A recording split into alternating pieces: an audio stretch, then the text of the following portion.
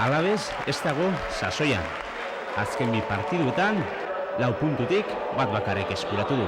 Gaur, Beasainen aurrean, puntu bat galdu du. Partidua hasi aurretik, minutu bateko isilunea gorde da, Alabez taldearen lehendakariaren emaztea hil egin baita aste honetan. Partiduari dagokienez, esan behar da, orain arte Mendizorrotzan jokatu den partidurik txarrena izan dela. Periko Alonsoren taldeak autobusa jarri du beratezainaren aurrean eta aldi gutxitan joan da aurrerantz. Baina partiduko lehenengo aukera beraiek izan dute.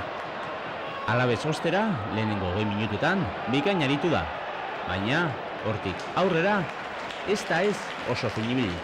Atzekaldean, azkenaldi honetan bezala urduri eta azken metroetan akats ugari.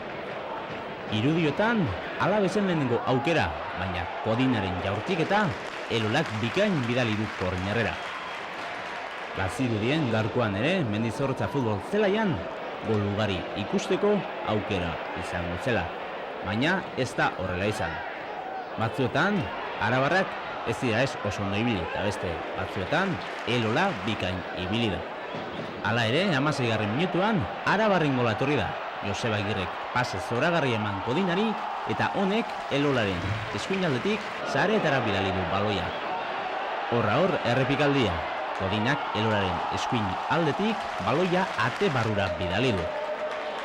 Handik gutxira Beasainen erantzuna etorri da, baina Irazuzaren jaurtik eta bikain geratu du Xabierrek. Atezain gipuzkoarrak gaur titulen ordez jokatu du. Jokaldi honek Alabezen jarraitzaileak urduri jarri ditu. 22. minutuan partiduaren gakoa. Delutze Castillejori sarrera egin eta epaileak penalti adierazi du. Horra hor errepikaldia. Adirudi penaltia argia dela, baina inok uste ez zuena gertatu da. Castillejo penaltia bota, baina kanpora. Aurrelari nafarra ez da bilfin azken bolada honetan. Azken bi partidu negargarriak egin ditu. Bat eta utzeko emaitzarekin joan dira jokalariak atxeden aldira. Bigarren zatian lehenengo aukera Beasaindarrentzat, baina olan hori jaurtik eta goregi joan zaio. Periko Alonsoren mutilek berdinketa nahi zuten eta aukera ugari galdu dituzte. Horra hor Deluzen jaurtik eta bikaina, baloia zutoinera. Minutu hauetan, gipuzkoarrek merez izan dute golen bat. Hori 59. minutuan etorri da.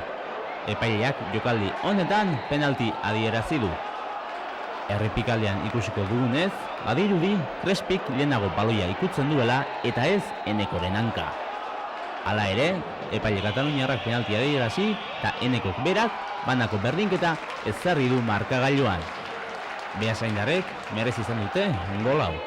Emaitza honekin, arabarrak aurrenuz joan dira eta aukera asko galdu dituzte. Garbiena iruditan duzue, Castillejo bakar-bakarrik zegoenean baloia zerura bidali du. Ez da ez gaur, Nafarraren arratsaldea izan. Badirudi Castillejok azken metroetan konfidantza galdu duela. Jokaldi horretan, Leturiak Kodinari falta egin dio eta epaileak bigarren txarteloria atera dio atzelari gipuzkoarrari. Ondorioz, Leturia aldageletara joan behar izan da eta Beasain 10 gizonekin geratu da. Alabezek ez du hau oso ondo aprobetxatu. Hala ere esan behar da, arabarrek ez dutela sortean dirik izan. Eta adibide modura orduzue Castillejoren burukada. Baloia, langara. Eta Castillejo sinestu ezinek. Banako berdinketarekin heldu da partidu amaierara. Eta badirudi, apurka Alabez indarra galtzen ari dela.